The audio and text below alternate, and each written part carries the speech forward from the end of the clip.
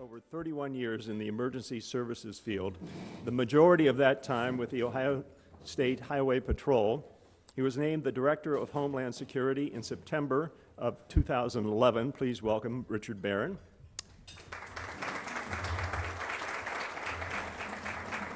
Our next speaker is a 26-year veteran with the Ohio State Highway Patrol and currently serves as superintendent. Please welcome Colonel John Bourne. Our third speaker is CEO of the American Red Cross Central and Southeastern Ohio region. Please welcome Matt Bertram. And the gentleman to my right is serving as moderator today. He's co-anchor, as you all know, of NBC4 Today, weekday mornings, and he also anchors NBC4 midday at noon. He's been up since 3 o'clock in the morning, I understand. Two? But he's hanging in there for us. Please welcome Mike Jackson. Mike, the mic is yours. Good afternoon, everyone. I'd like to thank the Columbus Metropolitan Club for inviting me today. I'd also like to thank Heather Ray, the wife of Cabot Ray, who chose today as a vacation day for Cabot, which allowed me to have a free lunch. So wherever you are, Heather, thank you very much. The topic of today's forum, extremely timely, security and preparedness. I think all of us remember the days before 9/11 when we did not have the long lines to go through for security checks, and now we find ourselves just weeks away from the premier summer event in Central Ohio, Red, White, and Boom. Will we be safe with nearly 500,000 people crammed into such a small area in downtown Columbus? That'll be one of the topics we'll discuss today. And more recently, I should say, the Boston Marathon bombings. If something like that can happen in Boston, could it happen here in Columbus? And then finally, we'll also talk about the weather situation across the country.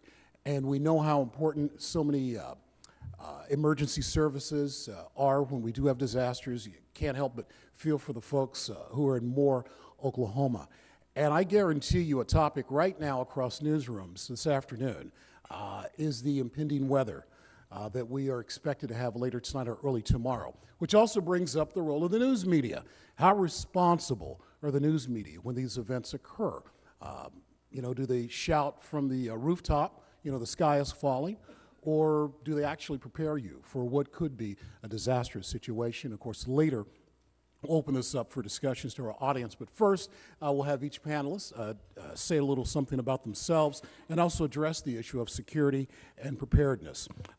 First, to my immediate left is John Bourne, the Colonel for the Superintendent of the Ohio State Highway Patrol. John. Thank you, and good afternoon, and thank you for this opportunity. Ohio is a key state in almost every respect. And as far as safety goes, we are a key state in the safety of the United States and our role in America. There is a handout that all of you have in front of you that may surprise you on what Ohio's role has been in the fight against terrorism since 9/11. And the good news is we've made a lot of progress in this state and across the country in both communications and equipment. You see the robot sitting in front of us. Usually when a robot gets to a location, it's not something that's good has happened. But before something bad has happened and the robot or the explosive dog is there that you might have seen in the lobby, a lot of work goes into prevention and cooperation. And I think there's a success story to be told in Ohio about what we've done both on the prevention side and the mitigation side if something does occur. John, this thing can drag any of us across the room? You said that? It can. It is a multifaceted device. Actually, Governor Kasich encouraged us to purchase that. Shortly afterwards, it was used in a barricade situation and likely saved a trooper's life. Incredible. Just moving along in the program, 20 years ago, it's a phrase that many of us did not use, and that was Homeland Security. But as we know, times have certainly changed. Representing Homeland Security here in Ohio this afternoon is Richard Barron. Richard. Thank you very much. I appreciate it. Good afternoon, and thank you for the invitation to the Metro Club. My message is very much and very similar to what you're going to see, I think, from the other two panelists, which is prevention, preparedness, is a better place to be than response and recovery.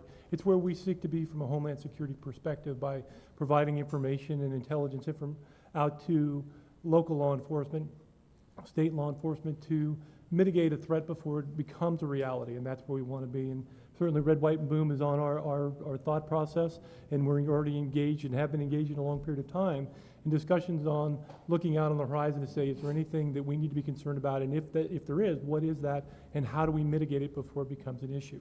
You spoke about the Boston bombings, and I'm going to talk to you today quite a bit about the interaction of the public during the course of that and how important it was, and a program that I know you have a brochure for as well that says See Something, Say Something, how that singular act of an individual can absolutely change the circumstances of events. And before you have 17 individuals who have been arrested and convicted for terrorist activities within the state of Ohio. That's not within the United States, it's within Ohio over from 2003 to the current date. These individuals will never bring forth the danger that they posed because someone acted. And that's what we're going to ask and employ you to do. Alrighty, thanks, Richard. And certainly not least, we'd like to introduce Matt Bertrand, who's the CEO of the American Red Cross in Central and Southern Ohio. I want to thank everybody for being here today. I want to thank the Metropolitan Club for the invitation. As you said, Red Cross is an agency people think about with disaster response, blood and disaster response. We much prefer to talk about preparedness. It's really one of my favorite things to talk about, and it's something we do a lot of work on. And you'll see on your tables, you have a little flyer here. It's some simple checklists on what to do to be ready in case disaster strikes. One of the messages we have, and people, it's great timing today for this conversation because we've had a lot of folks calling us wanting to know about what to do with severe weather. Basically, we just try to get folks to kind of package that common sense stuff that they already know, things that they can do to prepare in their house so they are at ease in case something happens. And I moved here last year after the derecho struck, and I was here visiting, finding a place to live during it. I remember the hardship people were going through with the power being out and the high temperatures. And Red Cross has found over the years that folks that take a little bit of preparation ahead of time get through tough times easier, disasters easier. So that's kind of our message. We're known as a disaster response agency, but just, in Central Ohio alone, we teach over 60,000 people a year how to be prepared for disasters. Certainly, the Red Cross is certainly needed and appreciated. I'd like to start the discussion with Richard. Very simple. How safe are we today? How safe am I? Well, we're relatively safe. And the thing that you need to understand is that every day, Homeland Security professionals, law enforcement professionals, firefighters, EMTs, are seeking ways to ensure and increase our security within the state of Ohio. Engagement of the public is a key portion of that. Being able to have an individual identify something that is not right, much like a neighborhood crime watch program, is key to our ability to provide information that's actionable to local law enforcement and to the Federal Bureau of Investigation to mitigate steps. As we talked about, the 17 people on this list at one time or another crossed somebody's path, and the information that they came across was important enough that they reported it. It stopped in many cases throughout here, the bombing of multiple bridges, one in Ohio, an Ohio mall, also threats to the public across the board. So a simple act by a simple actor can have a great impact to that. That helps us increase our security and gets it in the hands of individuals who are working every day to make us safer. Richard, how does your organization prepare, filter, and screen the calls from the public? Because some of them, are a little out there, and which slows down important work by your department as well. How do you handle that, and also with the balance of legitimate calls that you do receive? The task is very important because it deals with our civil liberties. We have a privacy policy that guides and governs how we look at some of these things, so we make sure we're not being invasive in the way we work with those. We have a guideline called the National Suspicious Activity Reporting Initiative, which is a national program that looks to ensure that we meet the criterion of an individual who's committing a criminal act or that is suspicious that is relative to a criminal activity and that it has some relevance in terms of reporting. So we screen those calls and then they're passed on from there. Colonel Bourne, there's something that kind of surprised me. It seems like hardly a week goes by that we don't receive a report from the State Highway Patrol talking about a drug bust that occur usually on I-70 somewhere, someone from out of town. Because of our geographic location, it's nearly impossible for traffickers not to use Ohio. But what surprised me is in addition to drugs, you also make other key arrests during these stops as well. We do. Ohio is a key state, transportation-wise. It's hard to get from the east or west or north or south without going through Ohio. We see that in roughly the $120 million worth of drugs that we've seized just in the last 2 years in traffic stops. $120 million worth of drugs. We also are a state that tends to lead, or at least be at the top of the states in stops on people that are of interest on the terrorist watch list. And in some cases, these are people that we take into custody and turn over to federal authorities. In other cases, the federal government just wants us to document that interaction, and the person probably doesn't even aware that, in fact, that, we've passed that information on. The bottom line is that Ohio is so key with its interstate network that if you're going to be involved in something illegal or in a terrorism act, in all likelihood, transportation is going to be a key element, and Ohio is going to be a key state. Now, is this something that we would see typically from the Highway Patrol, or is there just a heightened awareness of everything we've experienced in the last 15, 20 years? Well, the Oklahoma City bombing of the federal building brought, I think, all law enforcement's awareness to the importance of traffic enforcement beyond the traffic safety purpose. As you know, Timothy McVeigh was stopped by an Oklahoma trooper for not having a front license plate, and that led then to the investigation and the capture. If you look at the sniper shootings in the Washington, D.C. area several years ago, again, transportation related and a traffic stop solves that case. And so I think the awareness is up, certainly, since 9/11. We look at what happens around the world and the role of a vehicle in terrorism-related events. And so I think it is a role that law enforcement has had, maybe is realized a little bit more recently, especially since 9/11. Matt, if the American Red Cross is constantly telling me to put together an emergency kit to keep my family safe, what are you doing having lunch with us today? And we've got, this impending storm coming. Well, that's a great question, because you guys would all be proud to know that, we have the best force multiplier out there. We have these thousands of volunteers just here in Central Ohio, folks that are standing ready. We've been in contact with them today. We've already been doing this work since the storm came on the horizon, making sure we have, people now know in Central Ohio, we have hundreds of shelters located. So that, let's say the derecho comes through and there is a power outage. We have choices everywhere to make sure we can find a place that's safe, that we've pre-screened, have an agreement with, and we know will be comfortable, that has power. And so what we've been doing since this storm started coming kind of on Monday is when we first started really thinking it might hit us, is we've got our volunteers on standby. Our resources are placed throughout Central Ohio. We're doing every couple hours updates, and so we practice for this. We drill several times a year for disasters like this and others. So our volunteers and our staff are ready to go. And so that's why I can be here, is because we have literally hundreds and hundreds of folks ready to respond. I was teasing you about No, the lunch. that's okay. I mean, Of course, we're happy that you're Yeah. here. With the role of the Red Cross, and you've heard from our law enforcement agencies, there is a heightened awareness. When we think of the Red Cross now, it's not just after someone loses a home in a fire or some weather-related incident, but also man-made disasters as well. How has that changed the philosophy? How has that changed the strategy of how the Red Cross does its job? Yeah, I've been fortunate enough to be a Red Crosser since 1994. So I've worked on all kinds of disasters, from the Oklahoma City bombing. I was working in Colorado during the Columbine shooting there. And Red Cross has had to evolve as well. We're in the age of things like social media. You mentioned the app for the Metropolitan Club. We have a tornado app. I'm going to throw this in before I forget. Download it out of Android or iPhone. It's a free app, and it'll give you an audible warning in case something's going to happen. You can also put in an address of somebody, a friend or family member, and you can wake them up in case something is happening. But Red Cross has to continue to evolve. So when we respond to domestic, non-natural disasters, our role is still the same. It just sometimes is a little bit different. So instance, in situations like the Newtown tragedy, we are there to provide a mental health support and really support the families and also the first responders. But so our role is dynamic and is changing because the world is changing, and as everything goes on, we always say that we're going through a big change right now to making sure we keep our resources out where they're needed most and can be there the quickest. So we're always looking for ways so that wherever you are, we have an oath and responsibility to every citizen in this country in every county to be there. We're congressionally mandated. We're one of the only organizations that has that mandate. So we are responsible for every citizen in the United States to be there in times of disaster.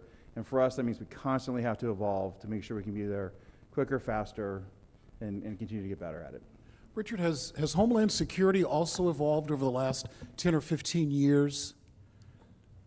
In other words, learning more about different threats? Well, the whole exposure to the counterterrorism piece for the United States as a whole is a change. It's a departure from where we've been historically as a nation. If you think back to the World War II era, most of what was kept away from us, our enemies, were divided by seas and by geographic continents. So a lot of this coming into the United States is a different perspective. We've learned a tremendous amount about the individuals who would seek to do harm to us. And as a result of that, have done a number of educational pieces, both for law enforcement and first responder community in particular, to bring about greater awareness and their ability to be able to interdict and work within these areas. The terrorist watch list, which the Colonel just spoke about, is a compilation of information which has been amassed over a period of time that's relative to those things. Those are things that have been learned over a long period of time and as a course of doing business. Like a lot of you, I'm a fan of old movies, classic movies. And on the anniversary of the invasion of D-Day this week, Turner Classic was running a lot of war pictures. And a tagline that you would see in a lot of the movies was, shh, be quiet. Loose lips sink ships. If you work at a dock, you don't talk too much about it. Same thing today. To some degree. Especially when we got social media. And someone is quickly to pin a recipe for a pound cake on their Facebook page. I'm sure someone will quickly describe a very unusual incident that they may consider innocent right on Facebook there. I'm not sure what you're asking. I don't know. I sounded pretty good there for a minute. How do you prepare for that? I mean, how is, this has to impact or change what Homeland Security does, your approach? Homeland Security is a very diverse organization. It's a diverse enterprise that looks at a host of different pieces of information. We bring together at a fusion center in Ohio. We have 3 of them. In Columbus, we have the primary fusion center for the state, which is Strategic Analysis and Information Center. There's one located in Cleveland and one located in Cincinnati that are run regionally and locally. These centers are compositions of individuals who come with a background and expertise in given areas.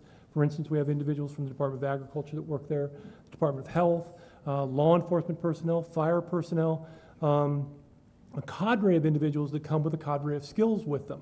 And the reason being, because as you just said, the thing that you're looking at, the thing that you're trying to understand, and whether or not it poses a risk to the public is extremely diverse. And therefore, you need individuals who've got specific criterion and understanding of those areas and fields that can look to that, pick it apart, and give you an actionable course if there need be one. And a lot of times there doesn't need to be one. A lot of times you're able to work through the problem and identify that there's not a need for interaction. The opposing side of that, the other actionable side of that, which is even better, is that to some degree, if there is a better solution to that, is that a problem well realized comes with a solution. And these individuals have that capacity as well. So on one hand, you understand the problem. On the other hand, you develop a solution that you then send out to the law enforcement, fire, first responder community and beyond to make it actionable so that you mitigate the threat. Colonel Bourne, it was just described that we are relatively safe right now. Does that mean that I should just sit back and let the professionals like you do your job and not really worry about my strange neighbor who makes strange sounds at 3 o'clock and I don't see that person during the rest of the day? Well, there's not enough law enforcement, there's not enough first responders, firefighters, or anyone else that the taxpayers are paying to keep us safe. We have to be 100% all the time, but there are enough of us if we have the public's help. And I'll give you an example of that. Several years ago, this may not sound like at the beginning it's relative, but it is. We were losing almost half of the people in traffic crashes in impaired driving. But laws changed, public participation went up. Last month, we had around 4,000 calls on our pound 677 number reporting an impaired driver. And as a result of that, a lot fewer people have been killed and injured in alcohol-related crashes. The same thing, that list that's in front of you on terrorism, once you get the public engaged and make the phone call, that is our greatest, I guess, chance at a safer society.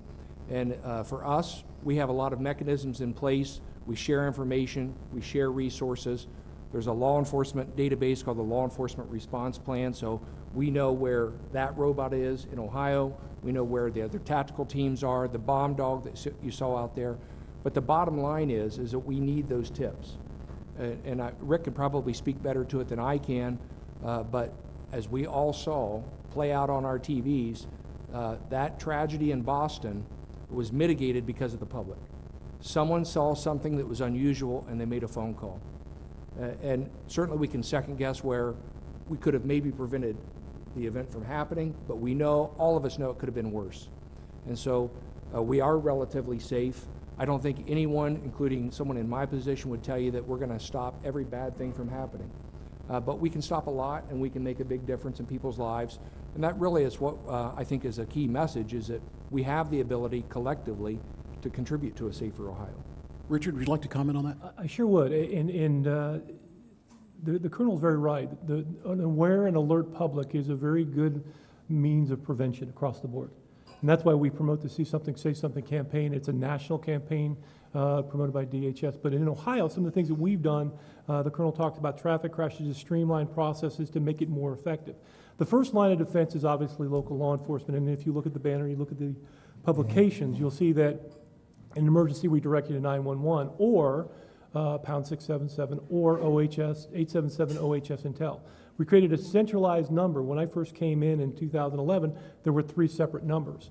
It made no sense that you would call one number if you're in one area, another number if you're in a second area, and a third number for somewhere else. So streamlining those processes, streamlining the reporting process to get the information into the system as quickly as possible, and then turn it around so that a law enforcement officer can make it an actionable thing and prevent the situation from occurring.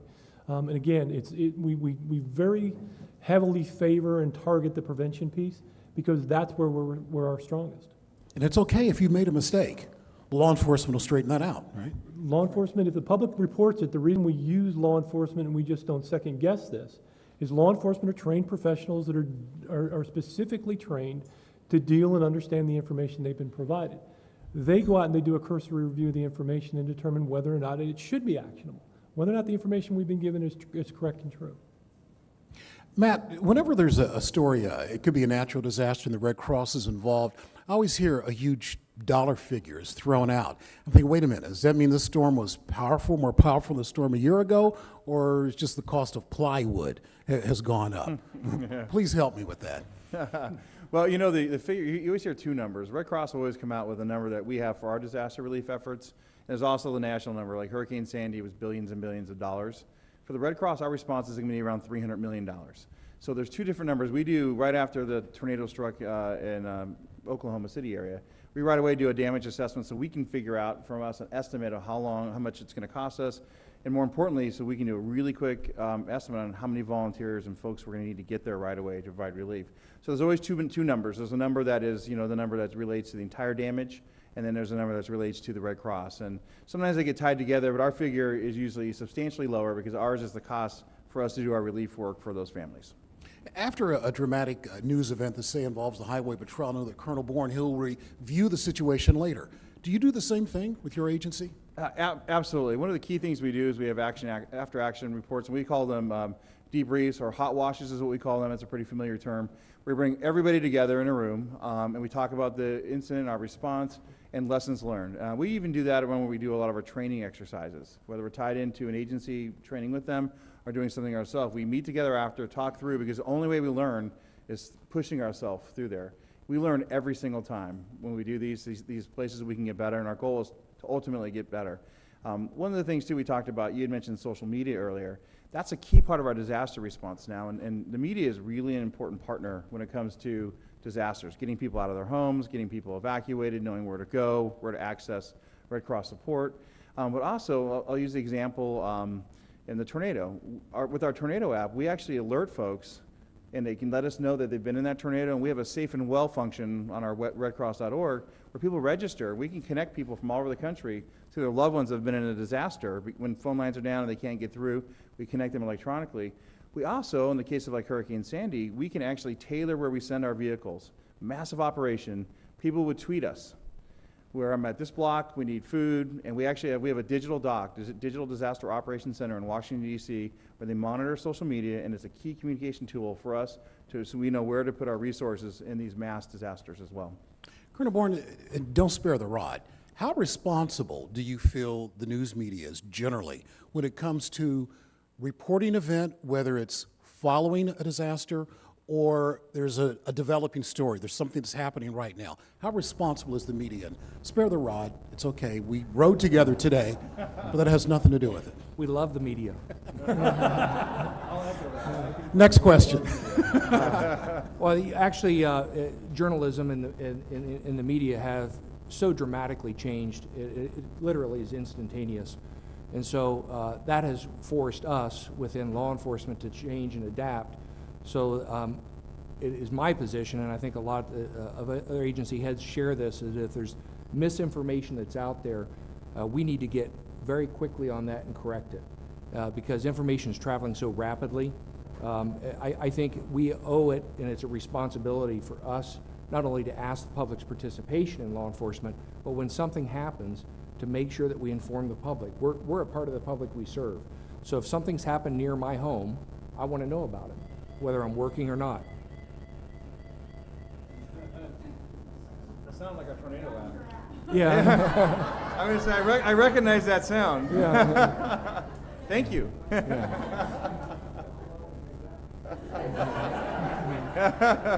90 minutes. Yeah.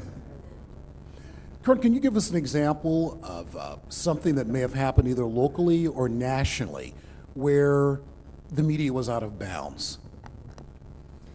Well, I think there's been several incidents recently where there have been events that have not been, although a tragic loss of life is a tragic loss of life, whether it's one or many.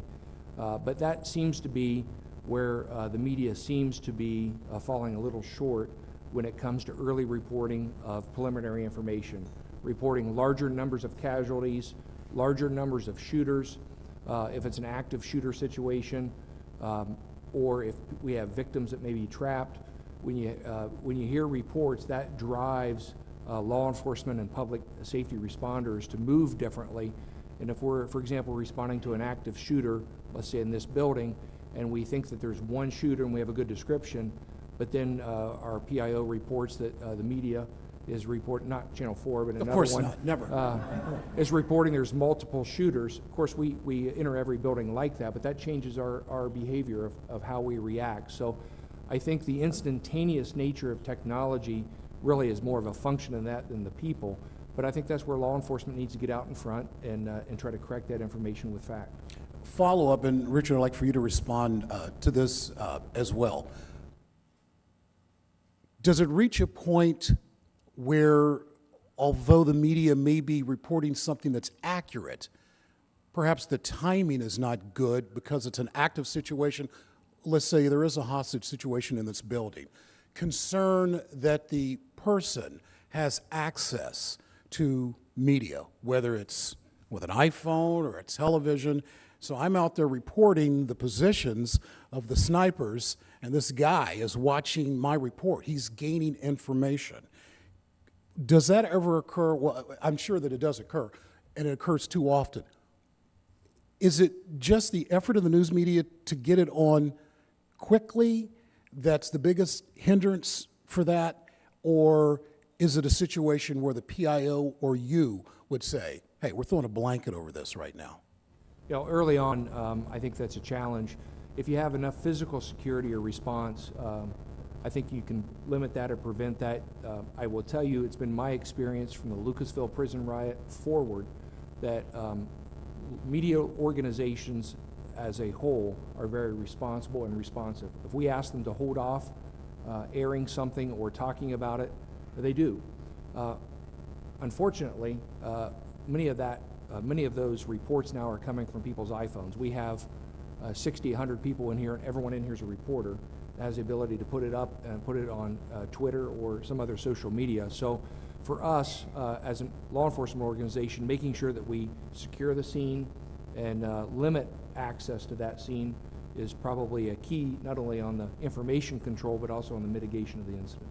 Richard, could you react? Well, and I think Boston's probably the best example we have that's a global issue that we can draw upon most recently. If you think about it, the news media played a very key role in notifying the citizenry of a major United States city that there were 2 terrorists that were loose in their community, and certainly helped them shelter in place and start to take on specific actions.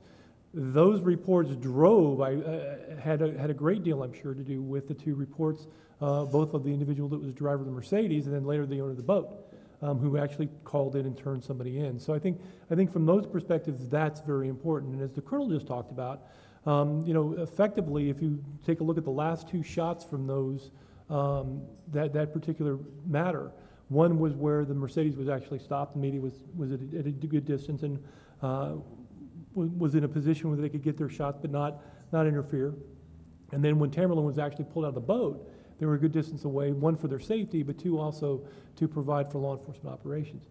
As a colonel related from my prior life in law enforcement, I will tell you that I had a pretty good working relationship with major media in the areas that I policed, and that they were usually pretty considerate of those kinds of things with the ongoing operational things, understanding the need and the duty to report to the public. But still, at the same token, we're respectful and responsible in regard to the way they reported and understanding the immediacy of the issue. I think it's important to note the Colonel touched on. We're a room full of reporters. Everybody has a camera on their cell phone. And if you're going to walk out on Broad Street and you see something, you're going to pull out your camera. So it's certainly a different time, certainly a different time now. Matt, I'd like to ask you about if there's any such thing as downtime for the Red Cross. Now, And if so, what do you do during that other than have lunch? That's a great question. I was at a chamber event a couple years ago, and somebody came up to me and in all earnestness said, "What do you guys do when you don't have disasters?" Wow. And I thought, I will tell you this. There's a great answer to that question is we're always responding to disasters. Yeah, you all might be surprised in this room to know that we responded to 750 home fires in Central Ohio last year. And we had a weekend in January. We responded to over 20 home fires in 2 days. So we are always responding, several times, average 10, 15 times per week to a home fire. So that's our constant thing we do on the disaster side. More importantly, we plan, prepare, train, practice, and go through that cycle again because it's an amazing logistical effort to get, we have a full-time staff of, 55 to 60 people in Central Ohio. We have 4,000 to 5,000 volunteers. So to be able to turn on a dime and activate that large network of folks so we can be anywhere in 26 counties in a matter of minutes set up to take care of folks, we have to practice a lot. So that's what we do. We train and practice a lot for these things because the logistics of doing this, and even on a big national disaster, we can send volunteers. 79 volunteers went to New York following Sandy. We have 9 volunteers in Oklahoma right now. They can show up anywhere in the country and be trained to work with thousands of other volunteers on the same systems. So we practice and prepare. And that's a hard message sometimes for donors because it's not exciting, but people have to understand we just cannot turn on a dime and do these responses. We have to have material, supplies, and training. It's always the policy of the Columbus Metropolitan Club to open up the forum for questions from you. And of course, we will do that in just a few minutes. So this gives you a little time to think about your potential questions. Richard, do you ever engage with someone from Homeland Security from another state and compare notes? For an example, were you in touch with the folks from Massachusetts following the Boston Marathon? The answer is yes. The short answer is yes, but the longer answer is this. Part of the Homeland Security enterprise within the country developed the ability of the states to communicate between themselves, perhaps better than we ever had in the past. I can remember times when I began my career once upon a time in a land far, far away now, that dealt with individuals trying to find a contact in another state so that I could pass information regarding a felon that might be fleeing our state or someone that was being looked for in another state, or things that were out as a threat like Boston.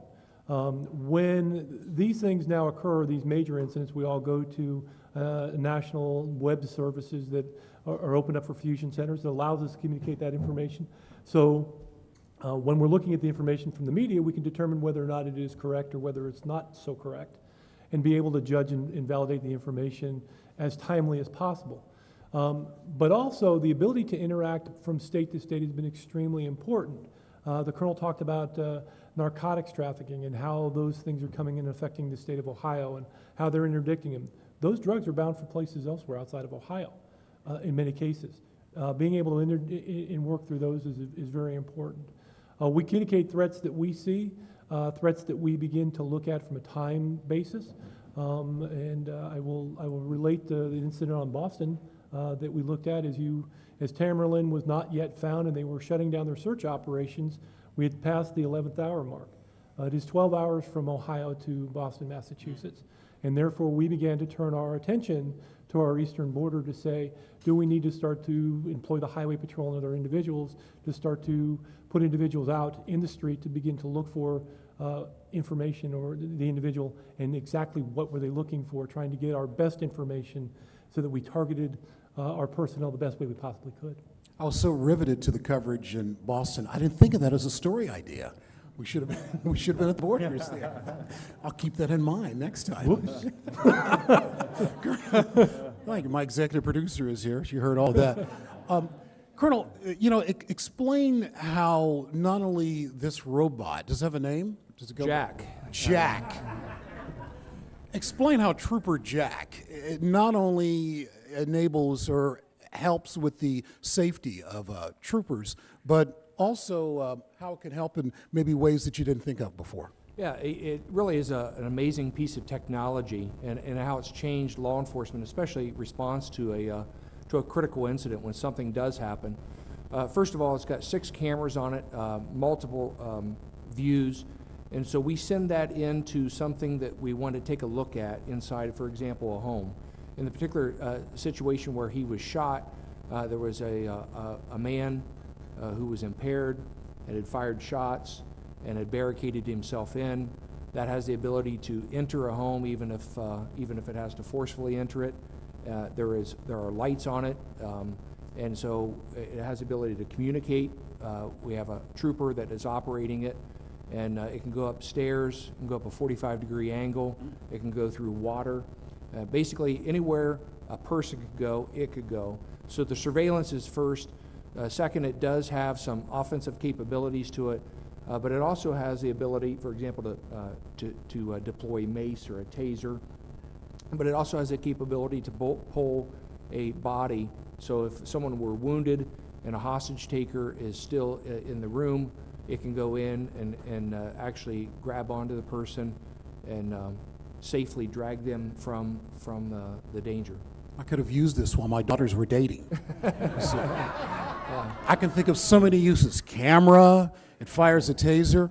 Now, the person, not that I would think about anything like that, the person who shot at this thought he was shooting at a person?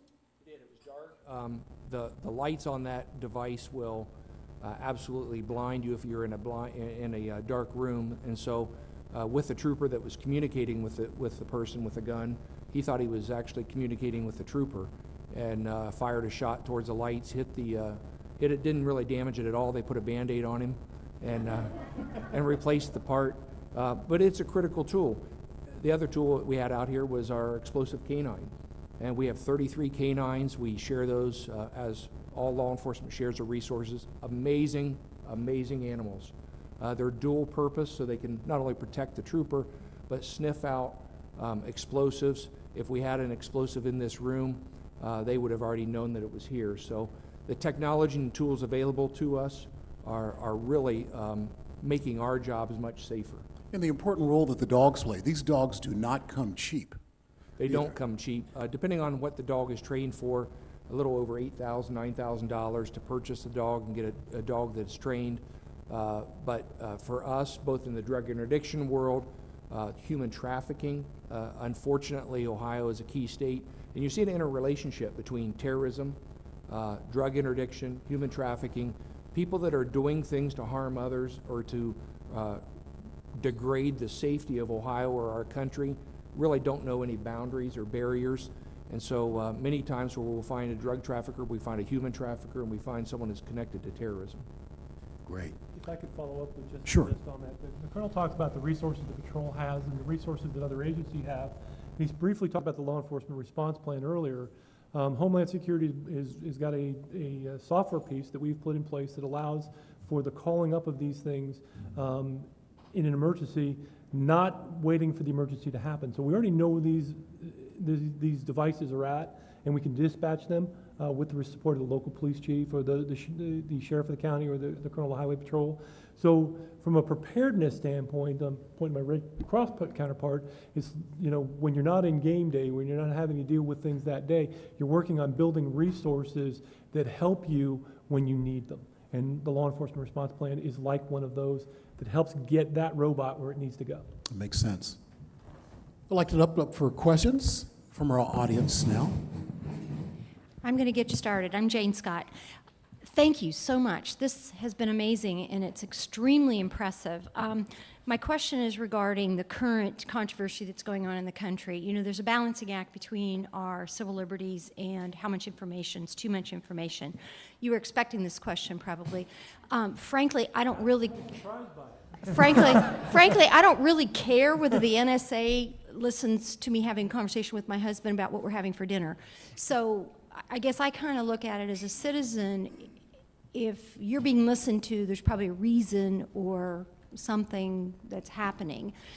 Just comment a little bit in terms of the balancing act that you all play in terms of how much information is necessary to really protect us and how much you feel might at some point be invading the privacy of private citizens. I appreciate the question, and it should be key and central in all of our minds. Our privacies and our civil rights are something that are guaranteed to us under the Constitution. We're very mindful of those rights and civil liberties, so much so, and part of the Fusion Center process and part of the Homeland Security Network is to develop policies and guidelines that are very strict and stringent in the way that we deal with that information. Understanding I don't work for the NSA, I don't work for the federal government, I work for the state government, so I represent all of you in the way that we look at this from a separation piece. We actually have a privacy policy. We won an award for that policy in 2010. I sat on the initial national board that developed privacy policies for the United States and the way the Fusion Centers implemented those.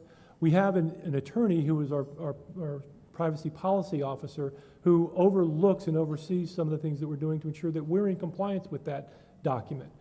That document has been through the Department of Homeland Security and has been approved, as well as the Department of Justice. We take it very seriously. We can do our jobs and do our jobs effectively at the state level. I can't speak for the national level, but I can speak for the state level. We share regularly information with the federal government and the state and local governments, more so than ever before. This is a time that information exchange is key. Many of you are in business. You understand that information is power. It allows you to mitigate issues and create opportunities for business. In my world, it creates opportunities to mitigate and prevent things from occurring. So we are very mindful of those things, and we do pay attention to them strictly. Yeah, I'm Bob James with Advanced Reading Concepts, and a question for Mr. Barron. We hear all the time about the silo effect in Washington with the FBI, the CIA, the State Department, military intel, and everybody else being very covetous of their own role and not sharing information with each other. And I'm wondering how effective Ohio Homeland Security is able to deal with all of these disparate organizations within the federal government. Well, I'm happy to report to you that a lot of those silos, although they exist within a lot of the organizations and agencies within the intelligence community that you spoke of, we've been able to break through a lot of barriers in Ohio. In 2008, we won the Fusion Center Award of the Year Award from the United States Department of Homeland Security, placing at the top in the country. We look to share information on a regular basis. It is better now than it has ever been. Can it be improved? Absolutely. And I know that we consistently and currently are undergoing thoughts and processes on how we do that. We even look at it from a state perspective of how we better share with our local communities. Last year we began the 10 Major City Chiefs Initiative, bringing in the 10 chiefs and the sheriffs from the major cities and discussing Homeland Security matters with them directly. They have a little different needs in some of the rural communities. We provide information out on a daily basis. We publish a daily bulletin. It goes out to 7,000 law enforcement, fire, and EMS professionals that have topical information regarding Homeland Security. We also engage on law enforcement sensitive levels and up to classified levels, sharing information at that level with all of them. Can the barriers be better? Yes. Are they better than they ever been? Yes. If I can just give you a couple concrete examples. Since 9/11, the FBI created joint terrorism task forces around the country. We have troopers and have had troopers since 9/11 serving on 4 of those joint terrorism task forces. Those troopers and the FBI agents are equals, and we get information, and it's not just troopers, sheriff's deputies, police departments. It's certainly not perfect, but I will tell you, for someone with 26 years on in law enforcement, the information sharing at the federal, state, and local level has never been better. If you visit the Fusion Center, and they have opened it up before, it is basically where information is brought in, shared, and then sent back out to those people that need it the most. So I think at the state and federal level, or at the state and local level, it may be a little more black and white, easier, a little less gray when it comes to information and information sharing. Yes, hi, my name's Andy Campbell. Thank you all for being here today. I can't help but notice, and it seems that there's ever increasing levels of incidents of these sorts of disasters, both multiple victim shootings, natural disasters, and then I wonder, there seems to be a catalyst for all these. And so long-term in the public policy aspect, in fact, our forum next week's on mental health and access, global warming and natural disasters. From a public policy perspective, what were your thoughts from all of you as far as how our leaders should be looking or adjusting things to maybe start to bring the level of occurrences lower? I guess I'll start. I think there's been some significant advancements in Ohio, and I'll give you a specific example. Ohio tragically lost a deputy sheriff in Clark County a few years ago, and recently the Ohio legislature and the governor signed into law a bill that allows law enforcement to have access to information about someone that could pose a danger to them and has a history of adjudicated mental illness. That is very, very key, not only if the person's a danger, but helping us respond to that correctly, making it a holistic response rather than a law enforcement only response. And so I think Ohio is maybe out in front of some other other states within the country in that regard. As far as other issues, it really kind of depends on whether it is international, national. A tragedy is a tragedy. If someone's lost a child in a school shooting, or if someone's lost a child in a tornado or a car crash, that's a tragedy that we can never fix. And so I think one of the things that from my perspective, is a key message that I want all of you to know is that each of you and every person listening has the ability to make Ohio safer. Every person does. So if you're feeling powerless, certainly public policy is an area that you can focus on, but you can pick up the phone and call pound 677. You can pick up the phone and call 911, and you can make your home, your community, and your neighborhood safer just through participation. I couldn't agree more, and very well said, Colonel. The thing that you look at in these things, there's been a lot of strides made in terms of policies, in terms of the direction that's going on. School safety is one of them. We talked about Sandy Hook a few times, Columbine as well. The governor is, through the director of public safety, Tom Charles, put together a team to look at this. I was one of those members. The Attorney General has done that as well. It's important that we continue to look at these from a policy standpoint, that we continue to address the problems, to find solutions to them. And I think that's key. And as the Colonel said, we can become engaged. My mother had a very simple phrase that used to drive me a bit crazy when I was a bit younger, but now today I find myself using it with my children more so than I ever have in the past. And that simple statement was, if you don't like what's occurring, get involved and change it. And the reality of it is that by your involvement, by getting involved in that process, seeing something, saying something, reporting these things that you encounter, by being active in your communities, your contribution makes a significant difference. And in the 17 people that are on your table, it made a tremendous difference not only to that individual, but those individuals that would have been affected by these people. It's a huge collateral issue when you look at it. I'm going to go ahead and add in too that at Red Cross we're doing a couple of things, realizing that the level of disasters, the amount of them is going up. The expectation of being there right away is also a challenge we face. So we're trying to work on things. People know just-in-time logistics. Well, we are working with just-in-time volunteerism. Folks that may not be trained volunteers who show up at a disaster scene.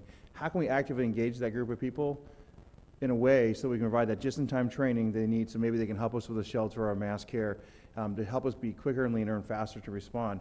Another big focus for us, and we're just moving in this direction, is helping build resilient communities. Knowing the fact that we're going to have disasters, we're going to have natural man-made disasters, those seem to be of higher incident. How can we train folks so that we're, through mitigation, preparedness, other things, so communities are more resilient to disasters, recover more quickly, but less economic costs, less human costs. So that's one of our big efforts we're moving toward, is resilient communities as well. We've got about 3 minutes left. I'm Frank Titus. I'm a retired colonel from the U.S. Air Force. I'd like to direct a comment or question rather to Director Barron. You mentioned Ohio's northern international border, and I wonder if you could share with us, Director Barron, what Ohio is doing in conjunction with Canadian authorities and with the United States Coast Guard to secure Ohio's northern international border. The Northern Border Initiative has been in place since 2005. Ohio has a large border to our north that is largely, it is all water based, so there's no land crossing in that particular area. There are boats that are deployed through Northern Border Initiative to take a look at possible vulnerabilities across the lakes and look to see what if there's any border crossings that shouldn't occur and those types of things.